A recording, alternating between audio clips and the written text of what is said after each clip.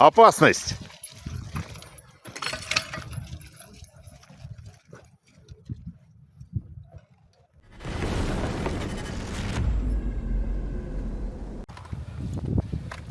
North Korean hobbits are passionately fond of chocolate, foreign films, and pictures of naked women, have trouble telling Russians and Ukrainians apart, and have a habit of stealing and vandalizing things, according to a Russian war blogger. Using a euphemistic analogy to avoid Russian censors, Platon Mammadov writes, "A long time ago, in a galaxy far, far away, there lived hobbits. One day they had a big fight among themselves right up to the Civil War. As a result of which the northern and southern Hobbitans were formed, divided in half by a carefully guarded border. Southern Hobbiton was famous for its gentle young singers who conquered millions of girls' hearts all over the world from the stage. And they also filmed historical TV series, built excellent ships, and drank a lot. In Northern Hobbiton, they lived a little poorer, but they always marched in formation and greeted each other in chorus. One day, the Emperor of Northern Hobbiton sent an expeditionary force to a neighboring country to someone else's war. Old people say that these expeditionary northern hobbits were short, thin, wiry, dressed, equipped, and armed according to the standards of the 70s of the last century. In short, quite fairy tale soldiers. It seems that the emperor paid them a fair amount of money by the standards of Northern Hobbiton, and in years of service a year was considered 2. They shot very accurately, not only at soldiers but also at mechanical birds, of which there were quite a few in that war. They didn't understand the local language, so it wasn't easy to command them, especially since there was one interpreter for every 150. And Google Translate, the bitch, was as dumb as a scumbag and gave out some kind of wild nonsense.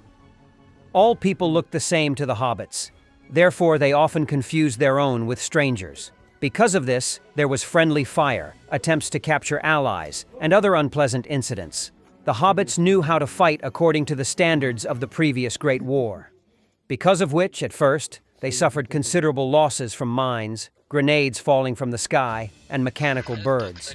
Over time, they got the hang of it and began to fight quite successfully according to the new rules. Some hobbits stole everything that was lying around from their allies, from construction tools and empty canisters to provisions. They could spoil something out of mischief, for example, smash all the windows in a battle wagon, climb inside, and rip out all the buttons that fell under the hairy hobbit's hand. Hobbits wounded in a fierce battle were sent to hospitals specially designated for this purpose, closed to outsiders and carefully guarded from overly curious eyes.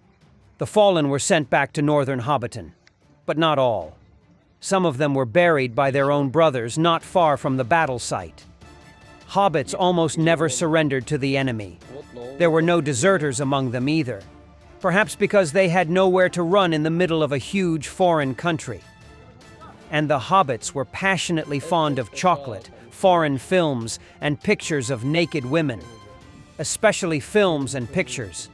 In their Northern Hobbiton, there seemed to be a shortage of this, but here the little ones got their hands on sweets.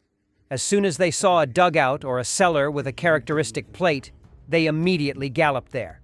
The old men say that the troops had known about the hobbits for a long time, but everyone kept silent because of secrecy. And then our emperor thanked them for the exemplary fulfillment of their allied obligations. Then they stopped hiding and began to speak openly. The old men say that, on the whole, the hobbits showed themselves worthy. They recaptured some forests and villages, shed their own and others' blood, helped bring victory closer. And what if they did steal and stare at painted girls? Well, who among us is without sin? In the Kursk direction, UAV operators from the 5th Sumy Border Detachment's Prime Drone Unit have effectively disrupted Russian operations. They destroyed a tank, 10 shelters, 2 drone launch and control positions, 2 artillery positions, 2 telecom towers, an ammunition depot, and eliminated 10 infantrymen. Despite Russian claims of having secured control over the Kursk region, new footage shows that Ukrainian forces are still actively targeting and destroying Russian military equipment and personnel in the area. Ukrainian troops can be seen launching precise strikes on Russian positions, challenging the Kremlin's narrative of stability and dominance in the region. The footage adds to growing skepticism around official Russian statements and underscores the ongoing volatility along the front lines. This development suggests that, despite territorial claims, Ukraine retains the capacity to conduct effective operations deep into contested or occupied zones. As the conflict continues, both sides are battling not only for strategic ground, but also for control of the narrative surrounding the war's progress. Viktor Sobolev, a member of the Russian State Duma Defense Committee, said that the goal of the special military operation is to create a single allied state of Russia, Ukraine, Belarus, and restore the Russian world within its natural borders. Well, as I have said many times, undoubtedly, the solution, the complete solution of these goals of the special military operation is the creation of a single union state, Russia, Ukraine, and Belarus.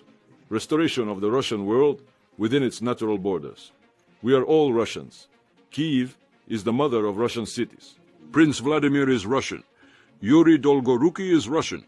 Yaroslav the Wise is Russian, and so on and so forth. Therefore, we must certainly protect our Russian world. Otherwise, we might not even preserve the country.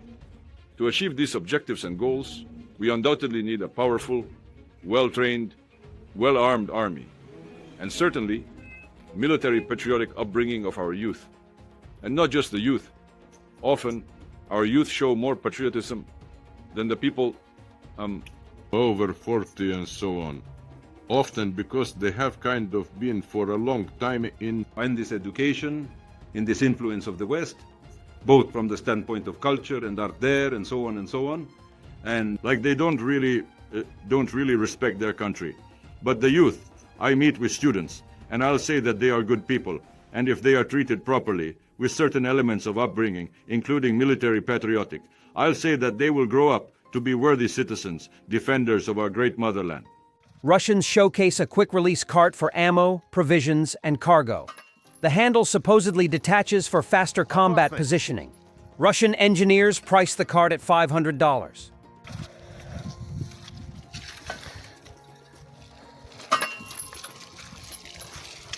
Опасность!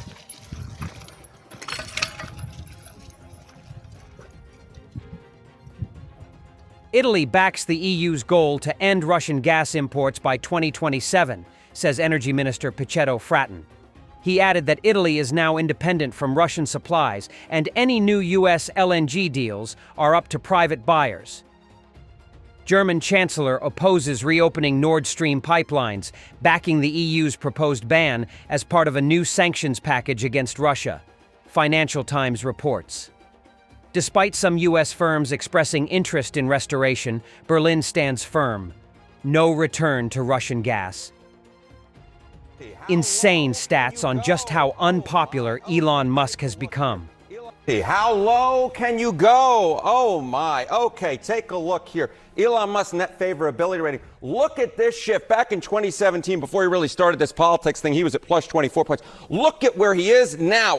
Whoa, he fell through the floor. Minus 19 points. Among Democrats, the fall was even more dramatic. We're talking about going from plus 35 points on net favorability rating. That is quite a popular guy among Democrats to get this. Now down to minus 91 points. You can't really go lower than that. I guess you could go down to minus 100 points, but he became political kryptonite. He was greatly disliked by the American public and greatly disliked by Democrats. And obviously we saw that in Wisconsin when, of course, he spent all that money and then the liberal won that Supreme Court race. Yes. How has that plummet of popularity impacted the brand? Yeah, exactly right. So this is Elon Musk individually. How about Tesla? Okay, let's take a look. The net favorability rating. Look, General Motors, we're going to compare General Motors and Tesla. General Motors, quite well liked by the American people, plus 23 points on net favorability rating. But look at Tesla, minus 20 points. So this idea that Tesla could somehow separate itself out from Elon Musk, The American people saw it the exact same way. And of course, Tesla is a business. They're in the business of selling cars. Awfully difficult to sell cars when you have a minus 20-point net favorability rating driven by Elon Musk's net favorability rating right around the same mark. And it's not a big surprise that Tesla sales had fallen in the past, at least in the first quarter, compared to where they were a year ago. It turns out that Elon Musk's political kryptonite was also becoming kryptonite for selling cars. So, well, and one person maybe that matters to Elon Musk, maybe, well, other than his investors, would be Donald Trump. How has Trump's view of him shifted? Yeah, so, we're talking about Tesla here, but of course he's leaving the political game. Okay, Trump loved talking about Elon Musk at the beginning of his administration. Trump posts about Musk on Truth Social. Look at this, from January 20th to April 4th. He posted about 40 times. Look, from April 5th onward, 0, 0, 0, 0, 0. Donald Trump knows brands very well. He knows political brands, and he knows Elon Musk's political brands' time had run out, and therefore Elon Musk taking a step back from politics. It also might be a favor to Elon Musk. Yeah, I would think so. Post less about me while I'm trying to save my company. Yeah, it seems pretty good. Thank you so much, Eric. Thanks. And this is one of the best memes about Trump and Musk, all in Stalinistic style. But hey, they say Putin is a great guy, so it fits. 390 Ukrainians have returned home as part of the 1,000 for 1,000 prisoner exchange agreed upon in Turkey, President Zelensky announced. Among them, 270 servicemen, AFU, Navy, Air Assault, Territorial Defense, National Guard, Border Guard, and 120 civilians. More exchanges are expected in the coming days.